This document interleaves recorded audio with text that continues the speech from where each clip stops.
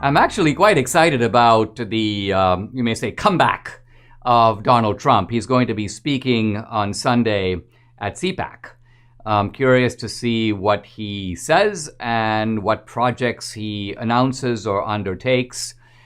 And I've been thinking a little bit about why Trump drives the left so crazy. I think it's not only that they hate him and they hate what he stands for, but they don't get him at all. And they don't get him in part because he brings, I would call it, a different kind of brain to Washington. Not so much the political type of brain or even the journalistic or the legal type of brain, but the entrepreneurial brain. So it might be worth thinking for a moment about what this entrepreneurial brain is, what it is that Trump as an entrepreneur stands for, what he does, how he built his brand and his business. Because most of this would be utterly outside the world of the typical CNN journalist or the typical lawyer who ran for Congress, these House impeachment manager types. You can pretty much predict their path in life and the stuff that they know, which, by the way, is not a lot. But what is it that Trump knows? What is it that he brings to the table? I want to talk about Trump's very first deal, his first business venture, because it gives you an idea of how Trump's mind works. The background, by the way, to this is that when we think about Karl Marx, the great prophetic critic of capitalism, according to Karl Marx, who he didn't invent the name capitalism, but he popularized the term. For Marx, a capitalist does only one thing. He supplies capital. And all the rest of it is done by the workers. And this is really why Marx believes that the profits of a company should go 100% to the workers. The capitalist deserves maybe some interest for the capital he put in, but nothing else. Why? Because he does nothing else. But this, I think, is completely wrong. Marx himself, of course, never ran a business. He was a lifelong leech. He got most of his money from Engels, who actually inherited it from his family. So the bottom line of it is most of the critiques of capitalism are written by people who don't know anything about capitalism and have never actually been part of it. But here's Trump, and he was part of it from the beginning, but a lot of people think Trump kind of got his capitalism and got his business from his dad. Not true. Fred Trump, his father, owned these rent-controlled apartments in Queens, and he didn't like Manhattan. He didn't think Trump should go to Manhattan. But Trump decides he wants to go to Manhattan. He says, I'm now quoting him from his his classic work right here, Trump, The Art of the Deal. Kind of an insightful book. And Trump talks about the fact that I was out to build something monumental, something worth a big effort. And so he crosses the bridge into Manhattan against the advice of his dad, and he sees the Commodore Hotel, an old, historic, but rundown hotel that can't seem to attract any business. It's got homeless people lying in the hallways. They charge $30 or $40 a night. It's a miserable, cobweb-covered, moth-eaten place, you might say. And Trump goes, but when I looked at it, I didn't look at the hotel so much as I looked at what was going on around it. And now I'm quoting Trump.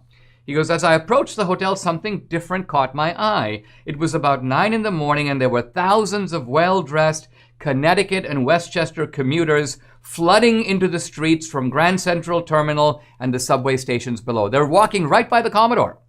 And so Trump sees, wait a minute, here is a potential customer base for this hotel, but they would never dream of walking to the Commodore because looking at it, it's a complete dump. So Trump sends his opportunity. He goes to meet the guys who owns the Commodore. He, of course, invokes the Trump name. We're in the real estate business, but he's only in his 20s. And the guys go, who are you? And Trump goes, listen, I want to buy your hotel. And they go, where's the money? And Trump doesn't have the money. But Trump goes, how much are you selling it for? Turns out they negotiate a price, I believe it's $10 million, and Trump says, listen, write it down on a piece of paper that you'll sell me this hotel for $10 million. And so they're like, oh, okay, what do we care? Let's see what this kid can do. Probably not much. But then Trump goes to his dad and he says, hey, look, I can buy the Commodore Hotel. And his dad goes, I'm not interested. So Trump has to go to the banks. He goes to the banks, and think about it, he's raising money to buy a hotel that he doesn't own. He doesn't have the money to do it. They haven't even agreed to sell it to him, but they've established a price. And so Trump is able, essentially it shows you that someone doesn't just have to come up with an idea. You have to organize the business and make sure that the idea can be put into action. And And so Trump pulls it off. He raises the money from the banks. He's able to buy the hotel. But once he buys the hotel, he faces risk. This is something all entrepreneurs face. A normal employee doesn't have risk. If you work for Starbucks, they're going to pay you whether they have a good quarter or a bad quarter. But an entrepreneur faces risk and is paid at the end. Besides, you never know how a new business is going to work. There's not only what is called known risk, but unknown risk. And Trump understands this. So Trump has an idea. He looks at the hotel and he looks around it and he sees there's Grand Central Station, there's the Chrysler Building. Right around him are all these monuments of New York. And so Trump's idea is simple. Why don't I put reflecting glass on the outside of my hotel, this new hotel, on all sides? And by doing this, all the great monuments of New York will be reflected in my hotel. My hotel will become instantly a kind of quintessential New York building. Now, all the building zoning critics and the architectural critics are all, this does not go along with the neighborhood. This is not a good idea. Trump is advised by everybody not to do it. But Trump, of course, has this natural genius for spectacle, for marketing, and that's the other element of being an entrepreneur. You don't just come up with the idea, you don't just raise the money, you don't just take the risk, you've got to also market the idea. And so Trump puts up this reflective glass, he creates this new thing, but finally, how do you run a hotel? Trump has never run a hotel. He doesn't even know how to. So what does he do? He makes a deal with the Hyatt company and says basically, let's go in 50-50 on this.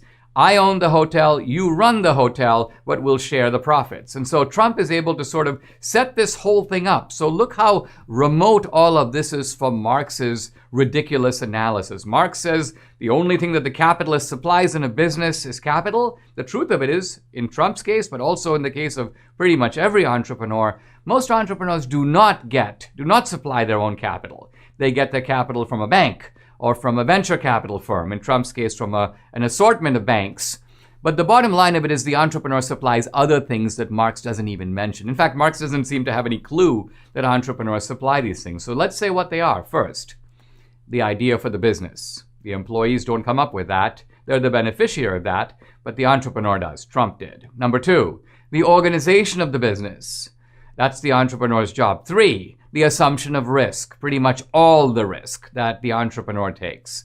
And four, the idea of publicizing, marketing, building a customer base for the business. So at the end of the day, eventually the Hyatt company bought out Trump. But they bought him out for like $100 million. So the truth of it is Trump was able to make this very early business for a young man, his 20s and early 30s, a smashing success. He's had his ups, he has had his downs. But this is the entrepreneurial mind that is always seeing possibilities in the future, that sees things that other people don't see. The economist Joseph Schumpeter, in discussing entrepreneurs, says that the entrepreneur is a man of vision. He sees possibilities where other people don't. And he's able to trod this kind of new path that is uniquely his own. Trump is clearly an American original. He has done things and built a fortune that these other resentful house manager types, these little Lilliputians, they can't even imagine. And so they hate him. They hate him for the same reason that Iago hated Cassio. Iago says of Cassio, he hath a natural beauty in his life that makes me ugly. Trump makes them ugly, he makes them feel like failures, he makes them ridiculous, and out of a combination of revengefulness, resentment, and hatred, they are still, even now, trying to get him.